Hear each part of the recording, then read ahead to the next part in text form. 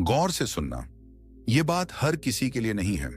यह सिर्फ उनके लिए है जो हंसते हुए भी भीतर से थक चुके हैं, जो सबके लिए मजबूत बने रहे लेकिन कभी किसी ने नहीं पूछा तुम कैसे हो।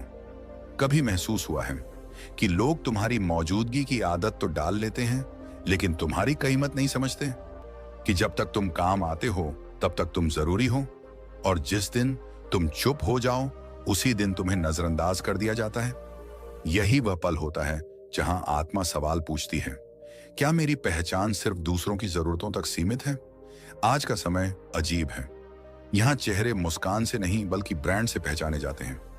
यहां चरित्र 3 से ज्यादा कपड़ों की कीमत पूछी जाती है, और जब तुम सादगी चुनते हो तो लोग तुम्हें कमजोर समझ लेते हैं। लेकिन सुनो, सादगी कमजोरी नहीं होती, वह भीतर की ऊंचाई का प्रमाण होती है।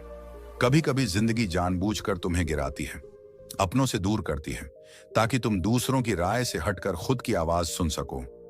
जिस दिन तुम्हें अकेलापन चुभने लगे, समझ लेना परिवर्तन पास आ चुका है। जब रिश्ते टूटते हैं तो केवल लोग नहीं जाते, भ्रम भी टूटते हैं, और भ्रम टूटना आत्मा के जागने की शुरुआत होती है। तुमने देखा होगा, तुम जितना अच्छा बनते गए लोग उतना ही फायदा उठाते गए, तुम जितना झुकते गए वे उतना ही ऊपर चढ़ते गए। लेकिन याद रखना, जो जमीन पर बैठना सीख जाता है वही सच में ऊंचा उठता है। दुनिया तुम्हें तुम्हारे आंसुओं से नहीं तौलेगी, वह तुम्हें तुम्हारी चुप्पी से नहीं समझेगी, लेकिन तुम्हारा रब हर उस दर्द का साक्षी है जो तुमने बिना बोले सहा है। और जब तुम्हें लगे कि अब और नहीं सहा जा सकता, तभी भीतर से एक आवाज उठेगी, यह अंत नहीं है, यह निर्माण है। आज अगर लोगों की बातें चुभ रही हैं, अपनों का व्यवहार बदल गया है और तुम्हारा मन सवालों से भर गया है, तो घबराना मत, क्योंकि यह वीडियो तुम्हें बदलाने नहीं, तुम्हें तुम्हारा असली रूप याद दिलाने आया है। आज हम बात करेंगे दूसरों की राय से ऊपर उठने की, अपने आत्मसम्मान को वापस पाने की, और उस शक्ति की जो हर टूटे हुए इंसान के भीतर शांत होकर सो रही है। अगर तुम तैयार हो खुद से मिलने के लिए तो अंत तक बने रहना, क्योंकि यह सफर बाहर नहीं भीतर से शुरू होता है। क्योंकि यह सफर बाहर नहीं भीतर से शुरू होता है, और जब इंसान भीतर की ओर देखना शुरू करता है तो सबसे पहले उसे एक अजीब सी सच्चाई दिखाई देती है। वह सच्चाई जिसे वह सालों से दूसरों को खुश करने के शोर में दबाता आया है। गौतम बुद्ध कहते थे, मनुष्य का सबसे बड़ा दुख यह नहीं कि वह अकेला है, बल्कि यह है कि वह स्वयं से बिछोड़ा हुआ है। आज अधिकतर लोग इसी बिछड़न को जी रहे हैं, सबके बीच रहकर भी, भीड़ में खड़े होकर भी, दिल के भीतर एक खाली कमरा लिए हुए। तुम देखोगे, जब तुम किसी की हर बात मानते हो, हर समय उपलब्ध रहते हो, हर परिस्थिति में समझौता करते हो, तो लोग तुम्हें अच्छा नहीं जरूरी समझने लगते हैं। और जरूरी चीजों को हम तब तक रखते हैं जब तक वे काम आती हैं। यही वह जगह है जहां आत्मसम्मान धीरे धीरे आत्मसंशय में बदलने लगता है। मनोविज्ञान इसे कंडीशन्ड वर्थ कहता है। मतलब तुम्हारी कीमत तुम्हारे होने से नहीं, तुम्हारे देने से तय की जाती है। अगर तुम दे रहे हो समय, ऊर्जा, सहमति, तो तुम स्वीकार्य हो, और जिस दिन तुम थक कर कह दो आज नहीं, उसी दिन तुम्हें अलग नजर से देखा जाने लगता है। यही कारण है कि इतने लोग भीतर से टूटते जा रहे हैं लेकिन बाहर से मुस्कुराते रहते हैं। बुद्ध ने इस दर्द को बहुत पहले पहचान लिया था। वे कहते थे, जो स्वयं को पहचानने से पहले दूसरों की अपेक्षाओं को पहचानने लगता है वह जीवन भर गुलाम ही रहता है। ध्यान दो, गुलामी हमेशा जंजीरों से नहीं होती, कभी कभी वह सबको खुश रखने की आदत बनकर आती है। तुम्हें बचपन से सिखाया गया, अच्छा बनो, बड़ों की सुनो, किसी को दुख मत दो, लेकिन यह कभी नहीं सिखाया गया कि खुद को तोड़कर अच्छा बनना अच्छा ही नहीं होती। यहीं से मन में एक खामोश युद्ध शुरू होता है। एक तरफ दिल कहता है अब बस भी करो, और दूसरी तरफ डर कहता है अगर मना कर दिया तो लोग छोड़ देंगे। मनोविज्ञान कहता है यह डर अस्वीकृति का है, रिजेक्शन का डर। और बुद्ध कहते हैं जिसे छोड़ दिए जाने का भय है वह कभी स्वतंत्र नहीं हो सकता। समझो इस बात को, डर हमेशा भविष्य से जुड़ा होता है, और भविष्य केवल एक कल्पना है। लेकिन इंसान उस कल्पना को इतनी सच्चाई से जीता है कि वर्तमान को खो देता है। तुम आज दुख सहते हो केवल इस डर से कि कहीं कल कोई नाराज ना हो जाए। यही तो विडंबना है। बुद्ध ने कहा, दुख एक का मूल कारण वस्तु नहीं उससे जुड़ी आसक्ति है। यहां वस्तु कोई इंसान भी हो सकता है, कोई रिश्ता, कोई पहचान। जब तुम्हारी पहचान दूसरों की स्वीकृति पर टिकी होती है तो हर प्रतिक्रिया तुम्हें हिला देती है। कोई अनदेखा कर दे, दिल बैठ जाता है। कोई तारीफ कर दे, खुद को सही मान लेते हो। धीरे धीरे तुम्हारा मन तुम्हारा मालिक बन जाता है। और बुद्ध साफ कहते हैं, मन यदि नियंत्रित न हो तो वही तुम्हारा सबसे बड़ा शत्रु बन जाता है। आज की दुनिया में लोग तुम्हें समझते नहीं, वे तुम्हें उपयोग करते हैं। और यह बात कड़वी है लेकिन सच्ची है। तुम जितने ज्यादा अपनी सीमाएं मिटाते हो, दुनिया उतनी ही उन सीमाओं के पार चली जाती है। फिर एक दिन तुम थक जाते हो, चुप हो जाते हो, और वही चुप्पी लोगों को खलने लगती है। वे कहते हैं, आजकल बदल गए हो, पहले जैसे नहीं रहे। पर सच्चाई यह होती है कि तुम पहली बार अपने जैसे हो रहे होते हो। बुद्ध इसे जागरण कहते हैं। वे कहते थे, जब व्यक्ति दुख से भागना छोड़ देता है और उसे समझना शुरू करता है, तभी परिवर्तन जन्म लेता है। दुख तुम्हारा शत्रु नहीं है, वह तुम्हारा शिक्षक है। जब तुम्हें यह महसूस होने लगे कि लोग तुम्हारी अच्छाई को कमजोरी समझने लगे हैं, तो यह संकेत है कि अब आत्मा अपनी जगह मांग रही है। मनोविज्ञान इसे सेल्फ रिस्पेक्ट अवेकनिंग कहता है और बुद्ध इसे सेल्फ रियलाइजेशन। दोनों अलग शब्द हैं लेकिन मंतव्य एक ही है। अब जरा रोजमर्रा की जिंदगी को देखो।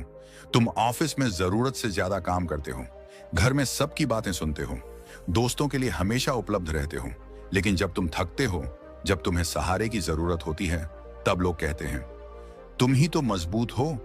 यह मजबूत शब्द कभी कभी सबसे खतरनाक हो जाता है, क्योंकि मजबूत समझा जाने वाला इंसान अक्सर सबसे ज्यादा अकेला होता है। बुद्ध कहते थे, जो व्यक्ति भीतर से शांत है वह अकेला नहीं होता, लेकिन जो व्यक्ति भीतर से टूट चुका है वह भीड़ में भी अकेला होता है। यहीं पर तुम्हें एक निर्णय लेना होता है। या तो तुम सबको खुश रखने की कीमत पर खुद को खोते रहो, या फिर कुछ लोगों को खोकर खुद को पालो। यह चुनाव आसान नहीं होता, क्योंकि इसमें डर है, दोष बोध है और अकेले पड़ जाने की आशंका है। लेकिन बुद्ध ने कहा, जो व्यक्ति अकेले चलना सीख लेता है वही सच्चे अर्थों में जीवन को समझता है। अकेलापन सजा नहीं है, वह प्रशिक्षण है। जब जीवन तुम्हें सबसे अलग कर देता है, तब वह तुम्हें सबसे जरूरी व्यक्ति से मिलवाता है, खुद से। इस चरण में बहुत सारे सवाल उठते हैं। मन बेचैन होता है, नींद टूटती है, दिल भारी रहता है। मनोविज्ञान कहता है यह आइडेंटिटी शिफ्ट है, और बुद्ध कहते हैं यह मोह का टूटना है। तुम अब वह नहीं रह सकते जो सबको खुश करने के लिए खुद को छोटा करता था, और यहीं से तुम्हारा असली सफर शुरू होता है। लेकिन ध्यान रखना, यह सफर बाहर लड़ने का नहीं है। बुद्ध ने कभी दुनिया को बदलने की बात नहीं की। उन्होंने कहा, स्वयं को बदलो, दृष्टि बदलो, दुनिया अपने आप बदल जाएगी। इसीलिए अभी तुम्हें किसी से लड़ना नहीं है, किसी को साबित नहीं करना है, किसी को नीचा नहीं दिखाना है। बस अपने भीतर एक शांत दृढ़ता पैदा करनी है। वह दृढ़ता जो बिना चिल्लाए ना कह सके, जो बिना अपराध बोध के अपनी सीमा तय कर सके। यही आत्मसम्मान है, और यही वह बिंदु है जहां यह विषय धीरे धीरे अपने अगले चरण की ओर बढ़ेगा। क्योंकि जब इंसान दूसरों की राय से ऊपर उठना सीखता है, तभी वह अपने मन के पैटर्न को पहचान पाता है, और वही पहचान आगे चलकर मन पर नियंत्रण की नींव बनती है। लेकिन वह कहानी अभी बाकी है। यहां से आगे हम उस गहराई में उतरेंगे जहां मन सबसे चालाक होता है, सबसे भ्रम पैदा करता है और सबसे ज्यादा चोट पहुंचाता है। अभी के लिए बस इतना समझ लो, अगर आज ये बातें तुम्हारे दिल में उतर रही हैं, तो तुम टूट नहीं रहे, तुम बन रहे हो, और निर्माण हमेशा असहज होता है। अब ध्यान से सुनिए, और इसे सिर्फ शब्दों की तरह मत सुनिए। इसे अपने जीवन से जोड़कर महसूस कीजिए, क्योंकि शायद आज की ये बातें आपके भीतर कुछ बदल सकती हैं। कभी कभी ऐसा होता है ना, सब कुछ होते हुए भी भीतर एक सूनापन होता है। लोग साथ होते हैं, बातें भी होती हैं, हंसी भी होती है, लेकिन फिर भी अंदर कहीं एक धीमी सी आवाज उठती है, मैं ठीक नहीं हूं, शायद मुझ में ही कुछ कमी है। वो आवाज अचानक नहीं आती, वो बनती है धीरे धीरे। हर उस पल में जब किसी ने तुम्हें नजरअंदाज किया, हर उस दिन में जब तुम्हें यह महसूस कराया गया कि तुम कमजोर हो, महत्वहीन हो। और सबसे दुखद बात यह नहीं कि किसी ने ऐसा कहा, सबसे दुखद यह है कि एक दिन तुमने भी यह मान लिया, और यहीं से शुरू होती है आत्मा की गिरावट। गौतम बुद्ध कहते हैं, मन ही सभी अवस्थाओं का मूल है। जो कुछ भी हम अनुभव करते हैं वह मन की सहमति से ही जन्म लेता है। ध्यान दीजिए इस एक वाक्य पर, मन की सहमति। दुनिया तुम्हें तब तक चोट नहीं पहुंचा सकती जब तक तुम्हारा मन यह न माने कि यह चोट सच है। लोग बोलते हैं, तिरस्कार करते हैं, अपमान करते हैं, लेकिन हर शब्द तीर नहीं बनता। तीर तब बनता है जब भीतर से आवाज आती है, हाँ शायद वो सही कह रहे हैं, और उसी क्षण तुम अपने ही खिलाफ खड़े हो जाते हो। बुद्ध ने कहा था, यदि कोई तुम्हें अपमानित करे और तुम उसे स्वीकार कर लो तो अपमान तुम्हारा हो जाता है, पर यदि तुम उसे स्वीकार न करो तो वह उसी के पास रह जाता है। लेकिन यह समझना आसान नहीं है, क्योंकि हमें बचपन से सिखाया गया है। लोग क्या कहेंगे, समाज क्या सोचेगा, परिवार क्या मानेगा। धीरे धीरे हम अपनी पहचान दूसरों की आंखों में ढूंढने लगते हैं। कोई तारीफ करे तो हम मुस्कुरा उठते हैं, कोई आलोचना करे तो बिखर जाते हैं, कोई अनदेखा करे तो रात भर नींद नहीं आती, और फिर एक दिन हम खुद से पूछ बैठते हैं, मैं आखिर हूं कौन। यह प्रश्न साधारण नहीं है। यह वही प्रश्न है जिसने बुद्ध को भी सत्य की ओर चलाया था। एक बार एक व्यक्ति बुद्ध के पास आया। उसने कहा, लोग मुझे कमजोर समझते हैं, मेरी बात नहीं सुनते, मुझे सम्मान नहीं देते। बुद्ध ने शांत स्वर में पूछा, जब लोग तुम्हें ऐसा समझते हैं तो तुम्हारे भीतर क्या होता है। वह व्यक्ति बोला, मैं खुद को कम समझने लगता हूं। बुद्ध मुस्कुराए और बोले, तो समस्या लोगों की नहीं है, समस्या तुम्हारे भीतर की सहमति है। यह वाक्य छोटा है, लेकिन अगर समझ लिया जाए तो पूरा जीवन बदल सकता है। हम सोचते हैं कि हमारी समस्याएं बाहर हैं, लोग खराब हैं, समय खराब है, पर बुद्ध कहते हैं, दुख का जन्म बाहर नहीं भीतर होता है। सोचिए, अगर कोई तुम्हारे प्रयास का मजाक उड़ाए और तुम भीतर से स्थिर हो तो उसकी बात तुम्हें छू भी नहीं पाएगी, तुम बस मुस्कुराकर आगे बढ़ जाओगे। लेकिन अगर तुम्हारे भीतर पहले से यह डर बैठा हो कि मैं काफी नहीं हूं, तो वही मजाक तुम्हें भीतर तक तोड़ देगा। इसका मतलब यह नहीं कि दुनिया निर्दोष है, नहीं। दुनिया अपने स्वभाव से तौलती है, परखती है, गिराती है, लेकिन बुद्ध कहते हैं, दुनिया का काम गिराना है, तुम्हारा काम संभलना है। दुनिया तुम्हें आईना दिखाती है, लेकिन उस आईने में खुद को कैसा देखना है, यह तुम्हारा चुनाव है। आज के समय में लोग तुम्हारी कीमत तुम्हारे पद, पैसों और पहचान से तय करते हैं, और अगर तुमने भी यही मापदंड स्वीकार कर लिया तो तुम हमेशा किसी न किसी से कम ही रहोगे। बुद्ध ने राजमहल छोड़ा था क्योंकि उन्होंने यह समझ लिया था कि बाहरी वैभव भीतर की शांति नहीं दे सकता। उन्होंने देखा, दुखी वही लोग थे जो लगातार खुद की तुलना कर रहे थे। तुलना एक ऐसा जहर जो आत्मा को धीरे धीरे मार देता है। जब तुम खुद की तुलना किसी और से करते हो तो तुम अनजाने में यह मान लेते हो कि तुम्हारा मूल्य किसी और के मापदंड से तय होगा, और यहीं से टूटती है आत्मस्वीकृति। बुद्ध कहते हैं, तुम वही हो जो तुम्हें होना चाहिए, न कम न ज्यादा। पर यह जानना आसान नहीं, क्योंकि जब कोई अपना तुम्हें यह महसूस कराए कि तुम्हारी मौजूदगी मायने नहीं रखती, तब मन हिल जाता है। कभी कभी सबसे गहरे घाव शब्दों से नहीं, व्यवहार से लगते हैं। बिना जवाब दिए गए संदेश, बिना कारण बदला हुआ रवैया, बिना स्पष्टीकरण की दूरी, और हम चुपचाप हर दर्द को अपने भीतर भरते जाते हैं, जब तक एक दिन हम खुद को ही दोष देने लगते हैं। बुद्ध कहते हैं, जो तुम नहीं हो उसे ढोते रहना अपने ही मन को बोझ बनाना है।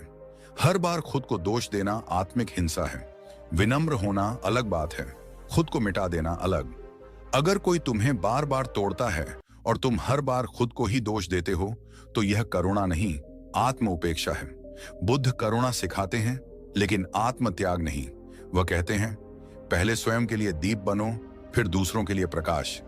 जब तक तुम अपनी कीमत नहीं समझोगे, दुनिया तुम्हें सस्ता समझती रहेगी। यह समझ किसी किताब से नहीं आती, यह आती है आत्मनिरीक्षण से। हर दिन, हर पल देखो, सोचो, कितनी बार तुमने अपनी भावनाओं को दूसरों की सुविधा के लिए दबा दिया? कितनी बार सिर्फ शांति बनाए रखने के लिए अन्याय सह लिया और फिर खुद से कहा, मैं ही क्यों हमेशा समझता हूं? बुद्ध कहते हैं, जो स्वयं को भूलकर सिर्फ दूसरों को समझता है, वह अंततः खुद से दूर हो जाता है। समस्या बाहर नहीं है, समस्या इस बात में है कि तुमने कब, कहां और कितनी बार खुद को पीछे रखा। लेकिन यह कोई आरोप नहीं है, यह एक जागृति है। क्योंकि जिस दिन तुम यह समझ लेते हो कि हर अपमान, हर तिरस्कार तभी असर करता है जब तुम भीतर से मान लेते हो कि शायद मैं ही कम हूं, उसी दिन तुम्हारे भीतर एक नया द्वार खुलता है। यह द्वार स्वतंत्रता का है। दूसरों की राय से अपनी पहचान बनाना छोड़ना आसान नहीं होता, लेकिन जब तुम यह कर लेते हो तो आत्मा हल्की हो जाती है। बुद्ध कहते हैं, बंधनों से मुक्ति दुनिया छोड़ने से नहीं, आसक्ति छोड़ने से मिलती है। और सबसे गहरी आसक्ति है दूसरों की स्वीकृति की। जब तुम यह छोड़ देते हो तो लोग वही रहते हैं, पर तुम्हारी पीड़ा समाप्त हो जाती है। और यहीं से शुरू होती है आत्म परिवर्तन की यात्रा। यह यात्रा अभी पूरी नहीं हुई है, यह तो बस पहला द्वार है। क्योंकि जब भीतर की सहमति जागती है, तब धीरे धीरे अगले सत्य स्वयं प्रकट होते हैं। और वही अगला सत्य तुम्हें अगले चरण की ओर ले जाता है, जहां तुम सिर्फ जीते नहीं बल्कि जागते हो। जब इंसान भीतर की सहमति को पहचानने लगता है, जब उसे यह समझ आने लगता है कि हर चोट बाहर से नहीं आती, तब एक और सत्य धीरे धीरे सामने आता है। और यह सत्य पहले से ज्यादा भारी होता है, क्योंकि अब सवाल यह नहीं रह जाता कि दुनिया मुझे क्यों तोड़ रही है। अब सवाल यह बन जाता है, जिन्हें मैंने अपना माना, जिनसे मैंने उम्मीद की, वही मुझे सबसे ज्यादा क्यों चुभते हैं। ये वह मोड़ है जहां बहुत से लोग रुक जाते हैं। कुछ यहीं से कठोर हो जाते हैं, कुछ अविश्वास से भर जाते हैं, और कुछ खुद को ही दोष देना शुरू कर देते हैं। सच ये है कि सबसे गहरी चोट कभी अजनबी नहीं देते। अजनबी तो बस पत्थर की तरह होते हैं, जो लग जाए तो दर्द होता है और फिर बात खत्म। लेकिन अपने तो वह लोग होते हैं जिनके शब्द सीधे दिल में उतरते हैं, जिनकी चुप्पी कान के बजाय सीधे आत्मा को सुनाई देती है। गौतम बुद्ध ने कहा था, जिससे आसक्ति होती है, दुख वहीं जन्म लेता है। इस एक वाक्य में पूरे रिश्तों का सत्य छिपा है। हम अजनबियों से आसक्ति नहीं रखते, इसलिए उनसे चोट भी कम लगती है। लेकिन जिनसे हम उम्मीद करते हैं, जिनके लिए हम खुद को खोल देते हैं, वही अगर बदल जाए तो भीतर कुछ टूट सा जाता है। सोचिए, जब कोई अपना तुम्हारी भावनाओं को हल्के में ले, तुम्हारी कोशिशों को आदत समझ ले और तुम्हारे त्याग को स्वाभाविक मान ले, तब दर्द शब्दों में नहीं उतरता। वह चुपचाप बैठ जाता है दिल के किसी कोने में। और फिर एक दिन तुम खुद से कहते हो, शायद मैंने ही ज्यादा उम्मीद कर ली। यही सबसे बड़ी भूल होती है। उम्मीद करना अपराध नहीं है, विश्वास करना कमजोरी नहीं है, लेकिन बार बार खुद को दोष देना आत्मा को घायल कर देता है। बुद्ध कहते हैं, दुख तब बढ़ता है जब पीड़ा को हम अपनी पहचान बना लेते हैं। कई लोग जानबूझकर तुम्हें तोड़ते हैं। यह सुनने में कठोर लगता है, लेकिन यह सच है। कुछ लोग तुम्हें इसलिए कमजोर दिखाते हैं ताकि तुम उनकी जरूरत बने रहो, ताकि तुम्हें लगे कि उनके बिना तुम अधूरे हो। वे तुम्हें कम आंकते हैं, तुम्हारी सीमाओं को अनदेखा करते हैं, और जब तुम चुप रहते हो तो वे यह मान लेते हैं कि तुम्हें दर्द ही नहीं होता। लेकिन खामोशी का अर्थ दर्द का ना होना नहीं होता। खामोशी अक्सर उस जगह जन्म लेती है जहां शब्द थक जाते हैं। बुद्ध ने कहा था, जब कोई व्यक्ति मौन चुनता है तो वह हार नहीं मानता, वह खुद को बचा रहा होता है। यह बात बहुत कम लोग समझते हैं। लोग सोचते हैं जो चुप है वह कमजोर है, जो सह रहा है वह सब ठीक मान रहा है। लेकिन सच ये है कि खामोशी अक्सर अंतिम सीमा होती है। जब कोई इंसान बार बार समझाकर थक जाता है, जब उसकी भावनाएं हर बार नजरअंदाज होती हैं, जब उसे बार बार खुद को साबित करना पड़ता है, तब वह चुप हो जाता है। और यह चुप्पी धीरे धीरे दूरी में बदल जाती है। जिस दिन कोई इंसान बिना चीखे, बिना शिकायत किए, बिना सवाल पूछे दूर हो जाए, समझ लेना उसका आत्मसम्मान बोल रहा है। बुद्ध कहते हैं, जो स्वयं का सम्मान खो देता है वह पूरी दुनिया पाकर भी रिक्त रह जाता है। रिश्तों में सब कुछ सह लेना महानता नहीं होती, कभी कभी यह आत्म अवमानना बन जाती है। रोजमर्रा के जीवन में देखिए, घर हो या दोस्ती, काम की जगह हो या प्रेम, कितनी बार एक ही व्यक्ति हर बार समझौता करता है। वह सोचता है, अगर मैं नहीं झुकूंगा तो रिश्ता टूट जाएगा। लेकिन कोई यह नहीं सोचता कि अगर मैं हर बार झुकता रहूं तो मैं खुद टूट जाऊंगा। बुद्ध ने यह नहीं सिखाया कि हर परिस्थिति में सहते रहो, उन्होंने सिखाया जागरूकता। उन्होंने कहा, जो देख रहा है वह मुक्त होने लगता है। जब तुम यह देख लेते हो कि कौन तुम्हारी भावनाओं का सम्मान करता है और कौन तुम्हारी मजबूरी का फायदा उठाता है, तब पीड़ा धीरे धीरे बोध में बदलने लगती है। लेकिन यह परिवर्तन आसान नहीं होता, क्योंकि सबसे ज्यादा दर्द तब होता है जब तुम्हें यह स्वीकार करना पड़ता है कि जिसे तुमने अपना समझा वह तुम्हें समझ ही नहीं पाया। यह स्वीकार करना बहुत कठिन होता है। मन बार बार कहता है, शायद वह बदल जाएगा, शायद इस बार समझ जाएगा, शायद मेरी खामोशी पढ़ लेगा। लेकिन हर बार तुम्हारी उम्मीद तुम्हारे ही खिलाफ खड़ी हो जाती है। बुद्ध कहते हैं, आसक्ति हमें बांधती है, करुणा मुक्त करती है। करुणा का अर्थ यह नहीं कि तुम हर चोट सहो। करुणा का अर्थ है सत्य को देख पाना और स्वयं को बचा पाना। जब कोई तुम्हें बार बार कमतर महसूस कराता है, जब तुम्हारी भावनाएं उसके लिए बोझ बन जाती हैं, तो वहां चुप रहना शांति नहीं, धीमा जर बन जाता है। यही कारण है कि कुछ लोग अचानक बदल जाते हैं। वे कठोर नहीं होते, वे थक चुके होते हैं। वे लड़ना नहीं छोड़ते, वे खुद को खोना छोड़ देते हैं। और बाहर से देखने वाले कहते हैं, यह तो बहुत बदल गया है। लेकिन कोई यह नहीं पूछता कि यह बदलाव क्यों आया। बुद्ध कहते हैं, हर परिवर्तन पीड़ा के गर्भ से जन्म लेता है। जिस दिन तुम अपनों से मिली चोट को ईमानदारी से देख लेते हो, उस दिन तुम पीड़ित नहीं रहते, तुम जागृत होने लगते हो। लेकिन यहां एक खतरा भी है। कई लोग इस दर्द से कड़वाहट पाल लेते हैं। वे सबको दोषी मान लेते हैं, सब पर अविश्वास करने लगते हैं। बुद्ध का मार्ग यह नहीं है। उन्होंने कहा, द्वेष से द्वेष समाप्त नहीं होता, करुणा से ही समाप्त होता है। इसका अर्थ यह नहीं कि सब माफ कर दो और फिर वही सब सहो। इसका अर्थ है दर्द को समझो, लेकिन उसे अपनी पहचान मत बनने दो। जब तुम यह समझ लेते हो कि कुछ लोग तुम्हारी भलाई के लिए नहीं, अपनी सुविधा के लिए तुम्हारे करीब थे, तो तुम उन्हें नफरत से नहीं, स्पष्टता से देखते हो। और यही स्पष्टता तुम्हें अगले चरण की ओर ले जाती है। यह वह चरण है जहां इंसान सिर्फ चोट से नहीं, अपने रिश्तों की सच्चाई से रूबरू होता है। और यह सच्चाई कभी कभी बहुत अकेला कर देती है।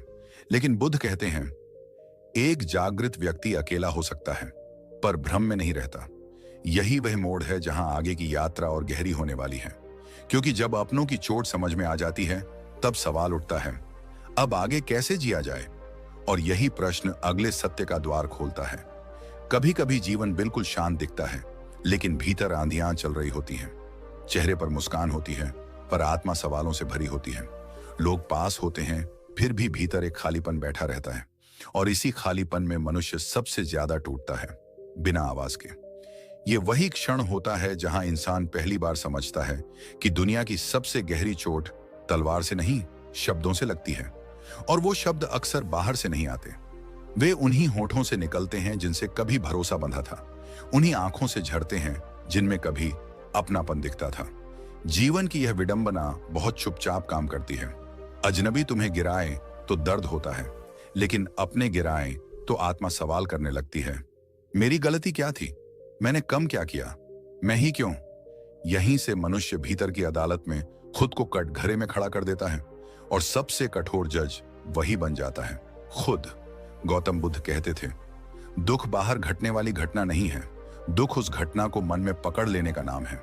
जो चला गया वह घटना थी, जो भीतर रुक गया वही पीड़ा बन गया। समय तुम्हें तोड़ने नहीं आता, वह केवल यह देखने आता है कि तुम किससे जुड़े हो, लोगों से या अपनी आत्मा से। जब अपने तुम्हें समझना छोड़ देते हैं, जब अपेक्षाएं बोझ बन जाती हैं, जब खामोशी तुम्हारा स्वभाव बन जाती है, तब यह मत समझो कि तुम कमजोर हो गए हो। अक्सर यह संकेत होता है कि तुम्हारी आत्मा अब झूठे सहारों से थक चुकी है।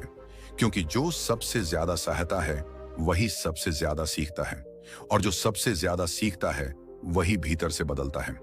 बुद्ध ने एक बार कहा था, जो तुम्हें सबसे अधिक पीड़ा देता है वही तुम्हारा सबसे बड़ा शिक्षक है।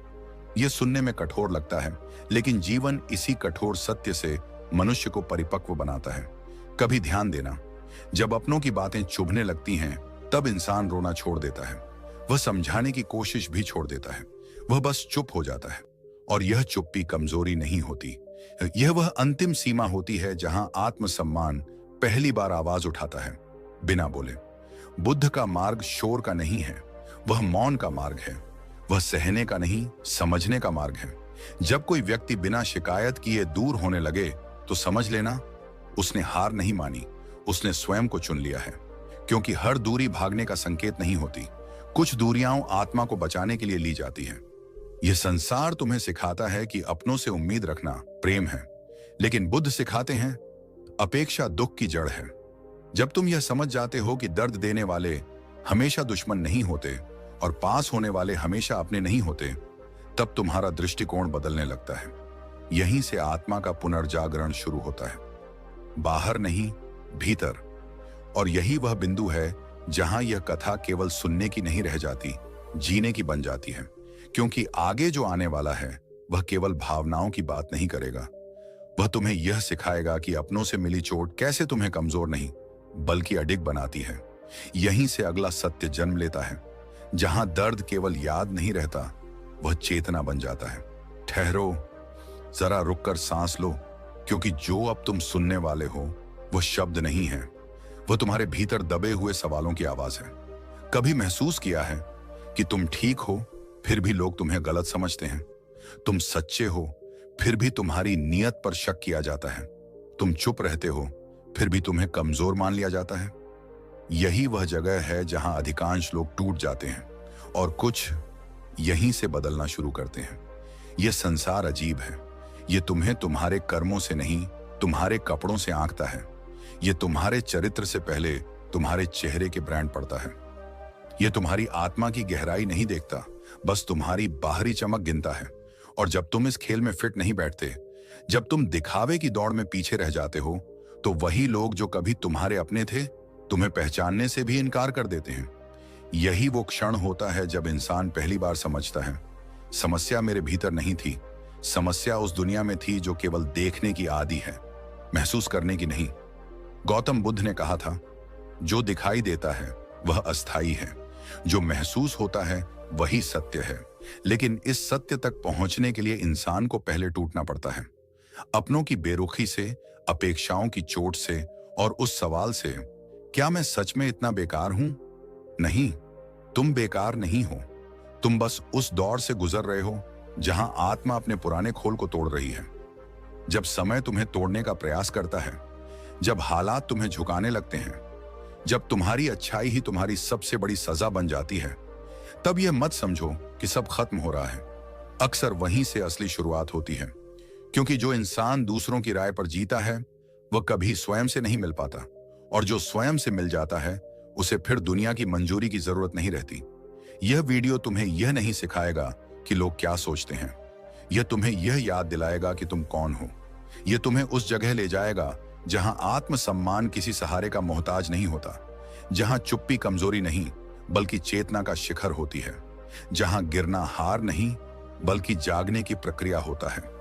यदि कभी तुम्हें लगा है कि तुम बहुत कुछ देकर भी खाली रह गए, यदि कभी तुम्हारी अच्छाई को कमजोरी समझ लिया गया, यदि कभी तुमने बिना बोले बहुत कुछ सहा है, तो यह यात्रा तुम्हारी है। क्योंकि आगे जो आने वाला है वह केवल बातें नहीं करेगा, वह तुम्हारे भीतर एक ऐसी रोशनी जगाएगा जिसके बाद तुम्हें दूसरों की राय सिर्फ आवाज लगेगी, सच नहीं। और यहीं से आत्मा का असली पुनर्जागरण शुरू होता है।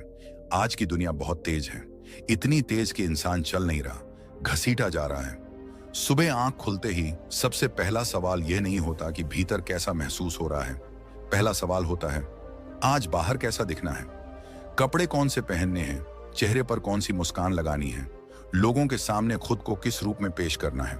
और इसी भाग दौड़ में एक चीज धीरे धीरे पीछे छूट जाती है, वह है आत्मा। तुमने कभी गौर किया है कि शरीर को सजाने में हम थकते नहीं, लेकिन आत्मा को संवारने की बात आते ही हम कहते हैं वक्त नहीं है। दिन भर शरीर काम करता है, रात को शरीर सोता है, लेकिन आत्मा वह हर रात जागती रहती है, चुपचाप, बिना शोर किए, बस भीतर कहीं एक सवाल बनकर। क्या यही जीवन है? बुद्ध कहते हैं जो दिखाई देता है वह नश्वर है और जो महसूस होता है वही शाश्वत है। लेकिन समस्या यह है कि हमने देखना सीख लिया, महसूस करना भूल गए। आज इंसान आईने के सामने खड़ा होकर अपने चेहरे की एक एक रेखा ठीक करता है, लेकिन कभी अपने भीतर झांक कर नहीं देखता कि वहां कितनी दरारें पड़ चुकी हैं। बुद्ध इसीलिए कहते थे दुख बाहर नहीं है, दुख हमारी आसक्ति में है।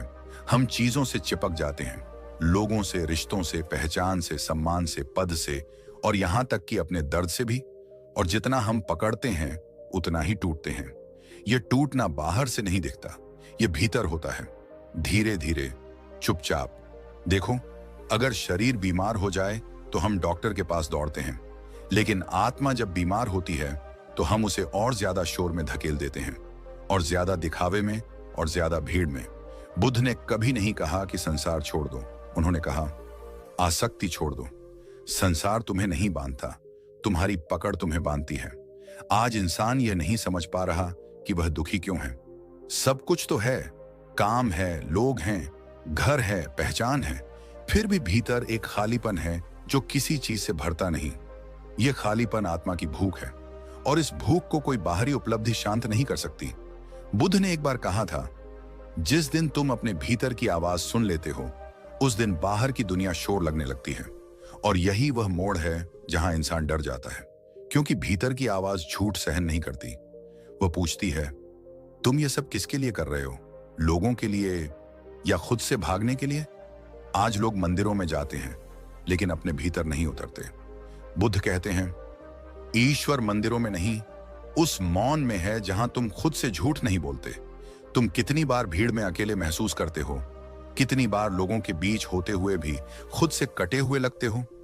यह इसीलिए नहीं कि लोग गलत हैं, यह इसलिए है क्योंकि तुम अपनी आत्मा की आवाज को लगातार अनसुना कर रहे हो। आत्मा कभी चिल्लाती नहीं, वह संकेत देती है, थकान के रूप में, बेचैनी के रूप में, बिना वजह उदासी के रूप में। और जब तुम इन संकेतों को भी नजरअंदाज करते हो तो वह दुख बन जाती है। बुद्ध कहते हैं, दुख कोई सज्जा नहीं है, दुख एक शिक्षक है, लेकिन हम दुख से सीखने के बजाय उससे लड़ने लगते हैं। जब कोई रिश्ता टूटता है तो हम कहते हैं, उन्होंने मुझे तोड़ दिया। लेकिन बुद्ध पूछते हैं, तुमने खुद को कितनी कसकर पकड़ा हुआ था? आसक्ति प्रेम नहीं होती, आसक्ति डर होती है, खोने का डर, अकेले पड़ जाने का डर, और यही डर आत्मा को कैद कर देता है। देखो, जब तुम किसी चीज को पूरी तरह पकड़ लेते हो तो डर जन्म लेता है, और डर जहां होता है वहां शांति नहीं होती। बुद्ध का मार्ग छोड़ने का मार्ग है, लेकिन छोड़ना कमजोरी नहीं है, छोड़ना समझदारी है। जिस दिन तुम यह समझ लेते हो कि शरीर तो मिट्टी है, उसी दिन तुम आत्मा की तरफ पहला कदम बढ़ाते हो। शरीर जवान होगा, बूढ़ा होगा, बीमार होगा, मिट जाएगा, लेकिन आत्मा, वह साक्षी है, वह देखती है, वह सीखती है, वह बढ़ती है। आज लोग कहते हैं, हमें शांति चाहिए, लेकिन उनका जीवन शोर से भरा हुआ है। मोबाइल का शोर, सोशल मीडिया का शोर, लोगों की राय का शोर। मनोविज्ञान कहता है कि इंसान का दिमाग दो मोड में काम करता है। एक मोड है सर्वाइवल मोड और दूसरा है क्रिएटिव मोड। जब दिमाग डर में होता है तो वह सिर्फ बचने के बारे में सोचता है। उस वक्त उसे समाधान नहीं दिखते, उसे सिर्फ खतरे दिखते हैं। यही वजह है कि जब आप बहुत ज्यादा सोचते हो तो आपका दिमाग असल में डर में चला जाता है, और डर में गया हुआ दिमाग कभी सही फैसला नहीं कर पाता। आपने नोटिस किया होगा, जब आप बहुत परेशान होते हो तो छोटी सी बात भी बहुत बड़ी लगने लगती है। वजह यह नहीं कि समस्या बड़ी है, वजह यह है कि आपका दिमाग थ्रेट डिटेक्शन मोड में चला गया है। मनोविज्ञान इसे कहता है फाइट और फ्लाइट रिस्पॉन्स, यानी या तो लड़ो या भागो। लेकिन सोचिए, आज की ज्यादातर परेशानियां लड़ने या भागने से हल होती भी नहीं, फिर भी हमारा दिमाग तीन उसी पुराने सिस्टम पर चलता रहता है। जब आप बार बार अगर ऐसा हो गया तो, अगर मैं फेल हो गया तो, अगर लोग हंसने लगे तो, सोचते रहते हो तो दिमाग को लगता है खतरा सामने खड़ा है, और खतरे के सामने दिमाग का काम है आपको डराना, न कि शांत करना।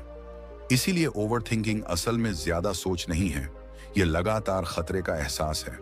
और यही वजह है कि ओवरथिंकिंग करने वाला इंसान हमेशा थका हुआ रहता है, क्योंकि उसका दिमाग लगातार अलर्ट मोड में है।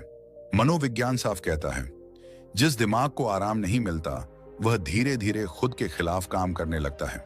अब एक और गहरी बात समझो, दिमाग के लिए सोच और सच्चाई में फर्क करना मुश्किल होता है। अगर आप बार बार किसी डर की कल्पना करते हो तो दिमाग उसे असल अनुभव की तरह ले लेता है। यही वजह है कि सिर्फ सोचकर भी दिल तेज धड़कने लगता है, पसीना आने लगता है, घबराहट हो जाती है, क्योंकि दिमाग पूछता नहीं यह सच है या कल्पना, वह बस प्रतिक्रिया करता है। और जब आप दिन भर नकारात्मक कल्पनाएं करते रहते हो तो दिमाग थक जाता है, शरीर थक जाता है, लेकिन समस्या जस की तस रहती है। इसी को मनोविज्ञान में कहते हैं रूमिनेशन, यानी एक ही बात को बार बार चबाते रहना। बिना किसी नतीजे के। और रूमिनेशन डिप्रेशन और एंजाइटी दोनों की जड़ होती है। अब बुद्ध की बात यहां विज्ञान से मिलती है। बुद्ध कहते थे, जो बीत गया उस पर टिकना दुख है, जो आया नहीं उससे डरना दुख है। आज की भाषा में कहें तो दिमाग को अतीत और भविष्य से निकालकर वर्तमान में लाना ही उपचार है। इसीलिए जब आप सांस पर ध्यान देते हो तो आपका दिमाग धीरे धीरे सर्वाइवल मोड से निकलकर क्रिएटिव मोड में आने लगता है। मनोविज्ञान इसे कहता है नर्वस सिस्टम रेगुलेशन, यानी आपके भीतर की घबराई हुई नसें धीरे धीरे शांत होने लगती हैं। और जैसे ही यह होता है आपके विचार बदलने लगते हैं। समस्या वही रहती है लेकिन उसका बोझ कम हो जाता है, क्योंकि अब आप समस्या नहीं बन जाते, आप समस्या को देखने वाले बन जाते हो। यही वह जगह है जहां यह वाक्य जीवित हो जाता है। मैं सोच रहा हूं लेकिन मैं सोच नहीं हूं। यह सिर्फ आध्यात्मिक बात नहीं है, यह गहरी मनोवैज्ञानिक सच्चाई है। जब इंसान अपने विचारों से दूरी बना लेता है तो उसका दिमाग पहली बार आजाद महसूस करता है, और आजाद दिमाग समाधान ढूंढता है। इसीलिए जो लोग शांत होते हैं वे कम नहीं सोचते, वे सही दिशा में सोचते हैं। तेज दिमाग वो नहीं होता जो हर समय चलता रहे। तेज दिमाग वो होता है जो जरूरत पड़ने पर ही चले। और यही कारण है कि शांत लोग कम बोलते हैं, लेकिन जब बोलते हैं तो उनकी बात असर करती है, क्योंकि उनका दिमाग डर से नहीं स्पष्टता से काम कर रहा होता है। अगर सोच को रोका नहीं जा सकता तो उसे सही दिशा कैसे दी जाए? अगर सोच को रोका नहीं जा सकता तो सोच को दबाने की कोशिश सबसे बड़ी गलती बन जाती है। मनोविज्ञान कहता है जिस विचार को आप जबरदस्ती रोकते हो वह और ताकतवर होकर लौटता है। इसीलिए जो लोग कहते हैं सोचना बंद करो, वे अनजाने में दिमाग के साथ लड़ाई शुरू कर देते हैं, और दिमाग से लड़ाई कोई इंसान कभी जीत नहीं पाया। बुद्ध इसीलिए कहते थे विचारों को रोको मत, उन्हें देखो, क्योंकि जो चीज देखी जाती है वह धीरे धीरे कमजोर पड़ जाती है। अब जरा अपने रोजमर्रा के जीवन को देखो। रात को जब तुम सोने जाते हो तभी दिमाग सबसे ज्यादा क्यों चलता है? क्योंकि दिन भर तुम भागते रहे, काम में उलझे रहे, मोबाइल में खोए रहे, लेकिन दिमाग से कभी मिले ही नहीं। और जैसे ही शांति मिली विचार बोले अब हमारी बारी है। मनोविज्ञान इसे कहता है अनप्रोसेस्ड थॉट्स, यानी वो विचार जिन्हें तुमने महसूस नहीं किया, बस टालते रहे। और जो टलता रहता है वही रात को शोर करता है। यहीं से ओवरथिंकिंग शुरू होती है। और यहां एक और गहरी बात समझो, दिमाग को समस्याओं से उतनी परेशानी नहीं होती जितनी परेशानी होती है अनिश्चितता से। अगर तुम्हें यह पक्का पता हो कि दर्द कब खत्म होगा तो दर्द भी सहा जा सकता है, लेकिन जब दिमाग को पता नहीं होता कि आगे क्या होगा तो वह खुद कहानियां बनाने लगता है।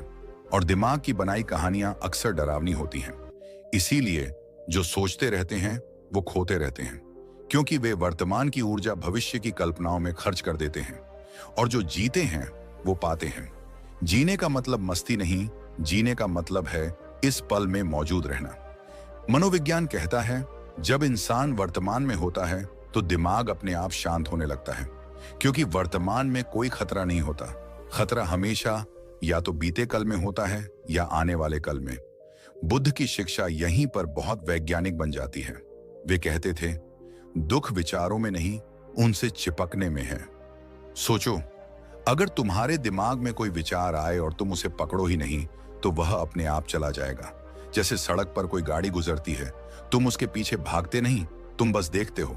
लेकिन जब दिमाग की गाड़ी गुजरती है तो हम उसमें बैठ जाते हैं, और फिर वही गाड़ी हमें थकान, डर और बेचैनी कहीं दूर छोड़ आती है। यही वजह है कि तेज दिमाग वही होता है जो शांत रहता है, क्योंकि शांत दिमाग हर गाड़ी में नहीं बैठता। वह चुनता है किस पर ध्यान देना है और किसे जाने देना है। अब यहां एक बहुत सूक्ष्म लेकिन शक्तिशाली बात समझो। मनोविज्ञान कहता है जिस चीज पर ध्यान जाता है वही चीज बढ़ती है। अगर तुम डर पर ध्यान दोगे तो डर बढ़ेगा, अगर तुम कमी पर ध्यान दोगे तो कमी महसूस होगी। लेकिन अगर तुम सिर्फ देखने की आदत डाल लो तो दिमाग को ईंधन मिलना बंद हो जाता है, और बिना ईंधन के विचार ज्यादा दूर नहीं जाते। यही बुद्ध का मौन था।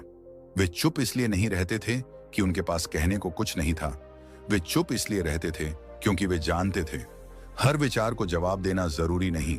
और यही बात आज के इंसान को सबसे ज्यादा सीखनी है। हर मैसेज का जवाब नहीं, हर सोच का समाधान नहीं, हर डर की सफाई नहीं। कुछ चीजों को बस गुजरने देना भी एक कला है, और यह कला सीख ली तो दिमाग आपका नौकर बनेगा, मालिक नहीं। अब यहीं से अगला दरवाजा खुलता है। जब विचारों को देखा जाने लगे तो आदतें बदलने लगती हैं, और आदतें बदलते ही पूरा जीवन नई दिशा में मुड़ जाता है। और जब इंसान अपने विचारों को देखना सीख लेता है तो एक अजीब सा बदलाव शुरू होता है। बाहर कुछ नहीं बदलता, लोग वही रहते हैं, समस्याएं भी वही रहती हैं, लेकिन भीतर भीतर कुछ ढीला पड़ने लगता है। विचार आते हैं लेकिन पहले जैसे चिपकते नहीं, डर आता है लेकिन पहले जैसा जकड़ता नहीं, दुख आता है लेकिन अब वह पहचान नहीं बनता। यहीं पर बुद्ध की सबसे खतरनाक बात समझ में आती है। मैं सोच रहा हूं लेकिन मैं सोच नहीं हूं। यह लाइन सुनने में साधारण लगती है, लेकिन अगर यह बात दिल के अंदर उतर जाए तो पूरा जीवन हिल जाता है। अब जरा इसे अपने रोजमर्रा के अनुभव से जोड़ो। मान लो तुम्हारे दिमाग में एक विचार आया, मैं काफी अच्छा नहीं हूं। पहले क्या होता था, तुम मान लेते थे। फिर दूसरा विचार आता, इसलिए लोग मुझे हल्के में लेते हैं। फिर तीसरा, मेरे साथ ही ऐसा क्यों होता है। और कुछ ही मिनटों में पूरा व्यक्तित्व उस एक सोच के आसपास खड़ा हो जाता था। लेकिन जब यह समझ आ जाती है कि मैं सोच रहा हूं लेकिन मैं सोच नहीं हूं, तो वही विचार बस एक बादल बन जाता है, आता है, रुकता है और चला जाता है। और तुम आकाश बने रहते हो। बुद्ध ने कभी नहीं कहा कि विचार खत्म हो जाएंगे। उन्होंने कहा पहचान टूट जाएगी, और पहचान टूटते ही दुख की जड़ अपने आप सूखने लगती है। अब यहां एक बहुत जरूरी बात समझो। इंसान का दिमाग असल में दो चीजों से चलता है, आदत और ध्यान। जहां आदत जाती है वहीं जीवन जाता है। लेकिन आदतें अपने आप नहीं बनती, वे रोज रोज एक ही सोच को मान लेने से बनती हैं। अगर रोज तुम अपने डर को सच मानते रहोगे तो डर तुम्हारी आदत बन जाएगा। अगर रोज तुम खुद को कम आंकते रहोगे तो कमजोरी तुम्हारी पहचान बन जाएगी। इसीलिए बुद्ध कहते थे, मन ही सब कुछ है, जैसा तुम सोचते हो वैसे ही बनते हो। लेकिन इसका उल्टा भी उतना ही सच है। अगर तुम सोच को देखना सीख लो तो सोच तुम्हें बनाना बंद कर देती है। अब सोचो, एक इंसान जो हर दिन एक ही बात सोचता है, मुझे जल्दी करनी है, मुझे आगे निकलना है, मुझे साबित करना है, धीरे धीरे उसके भीतर एक बेचैनी बस जाती है। वह बैठा भी होता है तो भीतर दौड़ रहा होता है, वह हंसता भी है तो भीतर तनाव रहता है। और फिर वह कहता है, मेरी जिंदगी में शांति क्यों नहीं है, क्योंकि उसका मन कभी रुकना सीखा ही नहीं।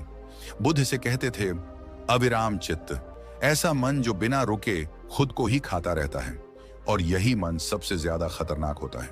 दुश्मन भी उतना नुकसान नहीं कर सकते जितना अपने विचार, क्योंकि दुश्मन सामने से आता है लेकिन विचार भीतर से काटता है। अब यहां एक बहुत आम गलती होती है। लोग सोचते हैं कि शांति का मतलब सब कुछ छोड़ देना है। नहीं, बुद्ध ने कभी पलायन नहीं सिखाया, उन्होंने जागरण सिखाया। उन्होंने कहा, दुनिया में रहो लेकिन दिमाग में नहीं, काम करो लेकिन उलझो मत, सोचो लेकिन खो मत जाओ। यही वजह है कि तेज दिमाग वही होता है जो शांत रहता है। शांत का मतलब सुस्त नहीं, शांत का मतलब साफ। जैसे पानी जब शांत होता है तो नीचे तक दिखता है, और जब वही पानी उफनता है तो सिर्फ शोर करता है।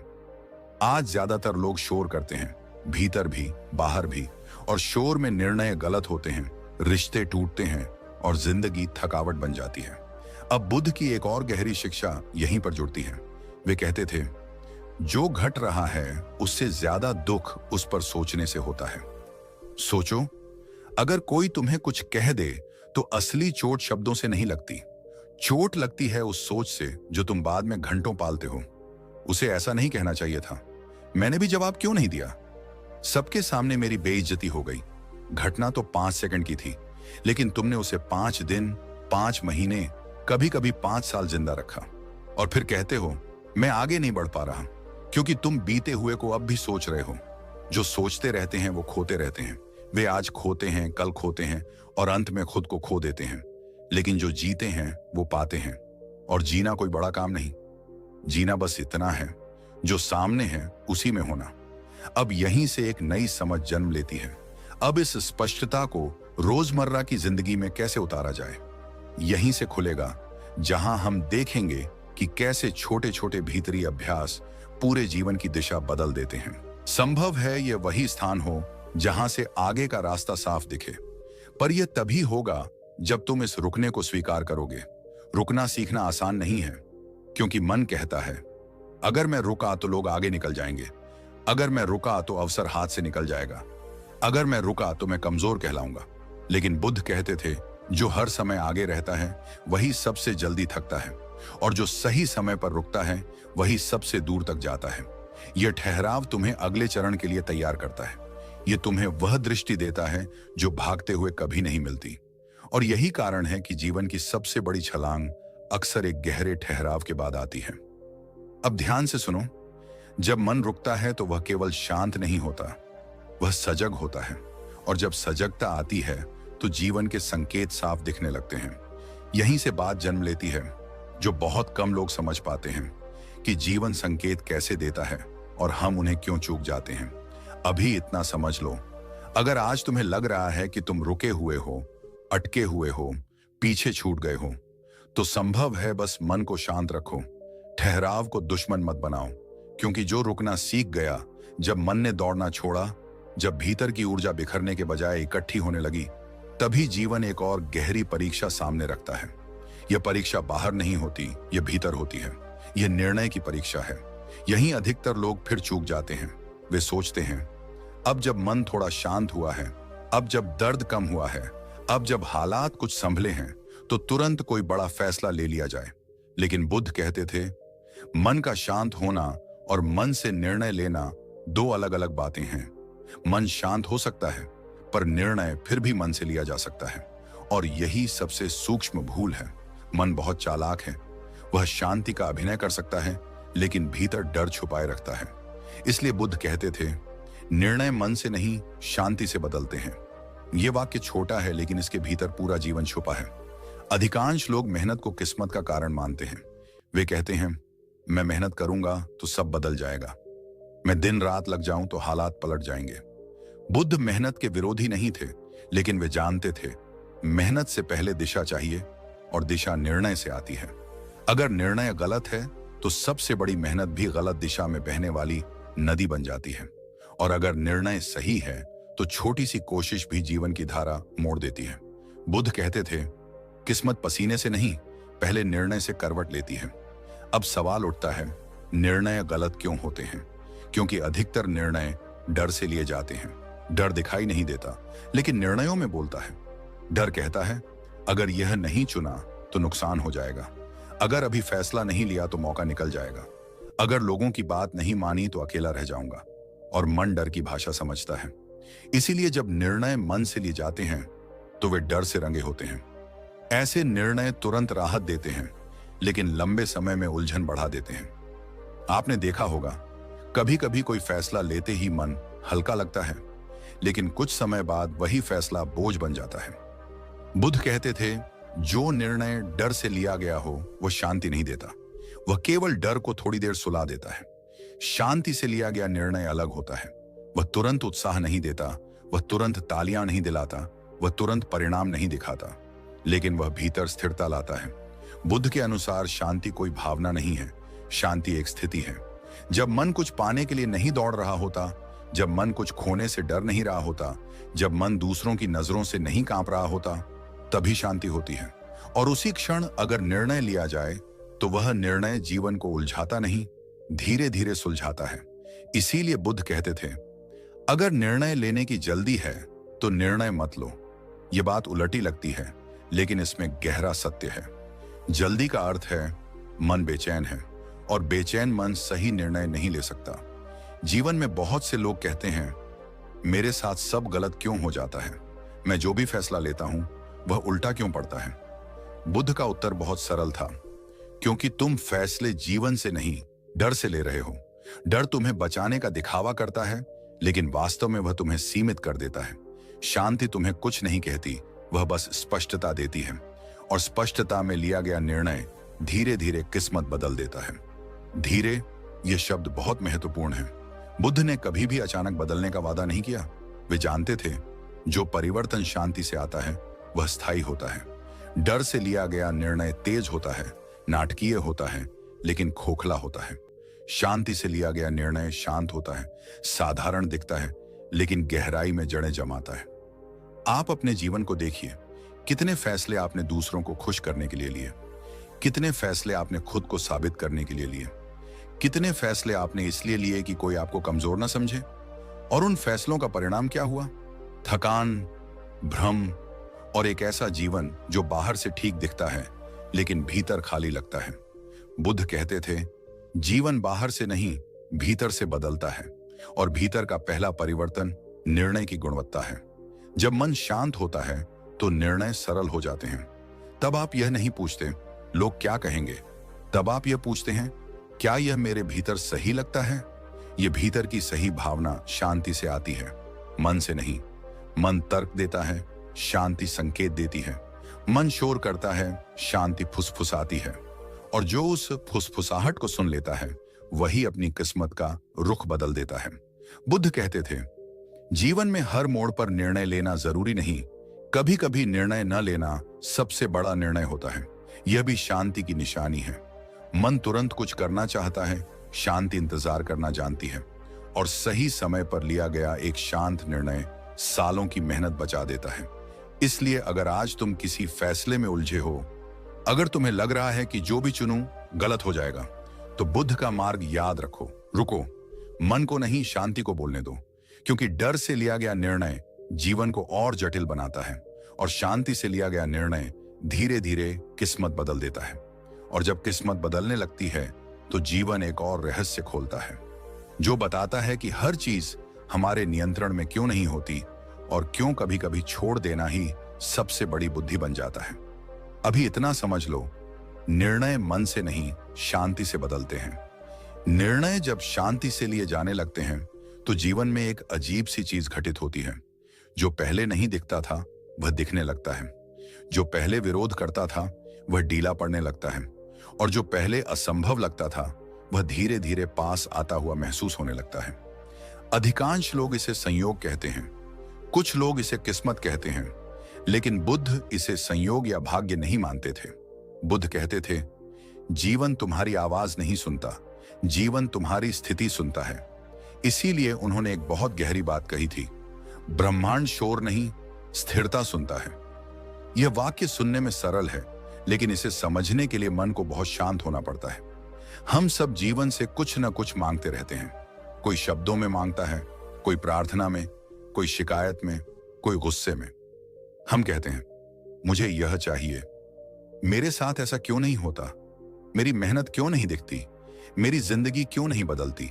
लेकिन बुद्ध कहते थे, तुम जो बोलते हो वह उतना महत्वपूर्ण नहीं है जितना वह अवस्था जिसमें तुम बोलते हो। अगर भीतर घबराहट है तो तुम्हारे शब्द भी घबराहट बन जाते हैं। अगर भीतर डर है तो तुम्हारी चाह भी डर से रंग जाती है। ब्रह्मांड शब्द नहीं पकड़ता, वह कंपन पकड़ता है। घबराया हुआ मन कमजोर कंपन भेजता है। उस कंपन में अस्थिरता होती है, भ्रम होता है, अविश्वास होता है, और ब्रह्मांड उसी अस्थिरता को लौटाता है। इसलिए घबराए हुए मन वाले व्यक्ति के जीवन में अवसर आते भी हैं तो टिकते नहीं, लोग मिलते भी हैं तो साथ नहीं देते, रास्ते खुलते भी हैं तो बंद हो जाते हैं। बुद्ध कहते थे, यह सज्जा नहीं है, यह प्रतिक्रिया है। जिस तरह शांत झील में आसमान साफ दिखता है और उफनती नदी में कुछ भी स्पष्ट नहीं दिखता, उसी तरह जीवन भी मन की अवस्था के अनुसार अपना चेहरा दिखाता है। शांत मन शक्तिशाली कंपन भेजता है। इस शक्ति में कोई शोर नहीं होता, कोई दिखावा नहीं होता, कोई बेचैनी नहीं होती, बस स्थिरता होती है। और स्थिरता ब्रह्मांड की भाषा है। यही कारण है कि कभी कभी आप देखते हैं, एक व्यक्ति बिना ज्यादा बोले, बिना ज्यादा कोशिश दिखाए, बिना ज्यादा भागे, फिर भी उसके आसपास लोग अपने आप जुड़ जाते हैं। अवसर खुद चलकर आते हैं, रास्ते बिना धक्का दिए खुलते हैं। लोग कहते हैं, इसके पास कोई खास हुनर नहीं, फिर भी सब इसके पक्ष में क्यों होता है? बुद्ध कहते थे, क्योंकि इसका मन स्थिर है। स्थिर मन जीवन को भरोसे का संकेत देता है, और जहां भरोसा होता है वहां संघर्ष कम हो जाता है। घबराया हुआ मन हर चीज को पकड़ना चाहता है। वह डरता है कि अगर छोड़ा तो खो जाएगा। शांत मन जानता है, जो मेरा है वह स्थिरता में अपने आप ठहर जाएगा। इसीलिए बुद्ध कहते थे, जो व्यक्ति भीतर से शांत हो जाता है उसके लिए लोग बदलने लगते हैं, अवसर बदलने लगते हैं, और रास्ते भी बदलने लगते हैं। असल में वे बदलते नहीं, वे पहले से मौजूद होते हैं, बस घबराया हुआ मन उन्हें देख नहीं पाता। जैसे जब आंखों में धूल हो तो रास्ता धुंधला दिखता है, धूल हटते ही रास्ता अपने आप साफ दिखने लगता है। मन की घबराहट वही धूल है और शांति उसे धो देती है। बुद्ध ने कभी यह नहीं कहा कि तुम जोर से मांगो। उन्होंने कभी यह नहीं कहा कि दुनिया को मनाओ। उन्होंने कभी यह नहीं कहा कि भाग्य को बदलने के लिए लड़ो।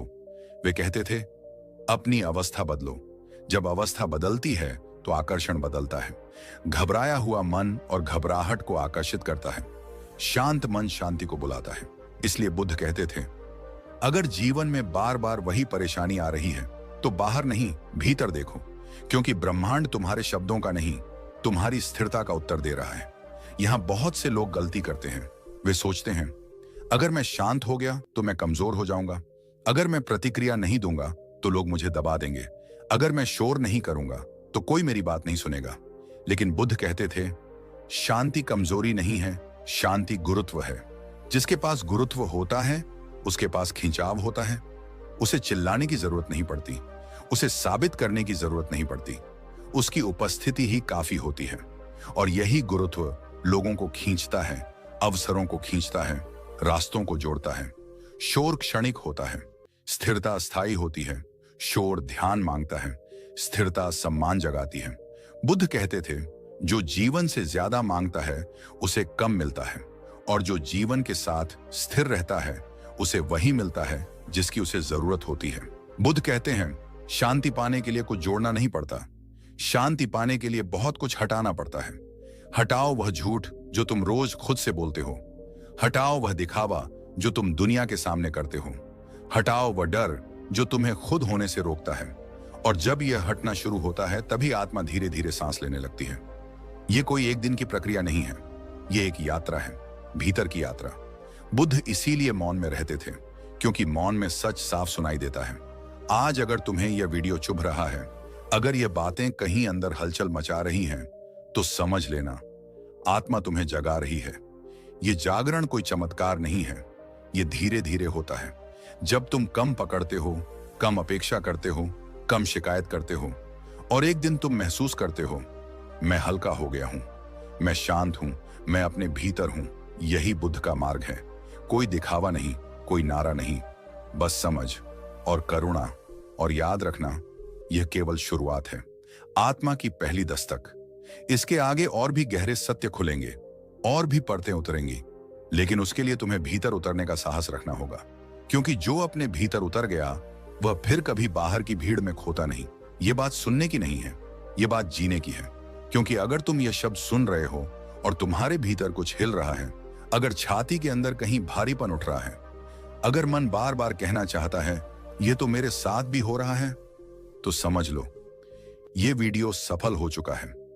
दुनिया में भाषण बहुत हैं, प्रेरणा के नारे बहुत हैं, हर कोई तुम्हें मजबूत बनने की सलाह देता है, लेकिन बहुत कम लोग तुम्हें ईमानदार बनने की ताकत देते हैं। बुद्ध वही करते हैं। वे तुम्हें मजबूत बनने का नाटक नहीं सिखाते, वे तुम्हें यह स्वीकार करने का साहस देते हैं कि तुम टूटे हुए हो, थके हुए हो, डरे हुए हो, और यही स्वीकार परिवर्तन की पहली सीढ़ी है। बुद्ध कहते हैं, जिस दिन मनुष्य अपनी कमजोरी से भागना बंद कर देता है, उसी दिन उसकी शक्ति जन्म लेती है। आज हम सब बहुत कुछ छुपा रहे हैं, दर्द छुपा रहे हैं, असफलताएं छुपा रहे हैं, आंसू छुपा रहे हैं। हम हंसते हैं लेकिन भीतर कहीं लगातार गिरते रहते हैं। और समाज ने हमें यह सिखा दिया है कि गिरना शर्म की बात है, कमजोर होना अपराध है।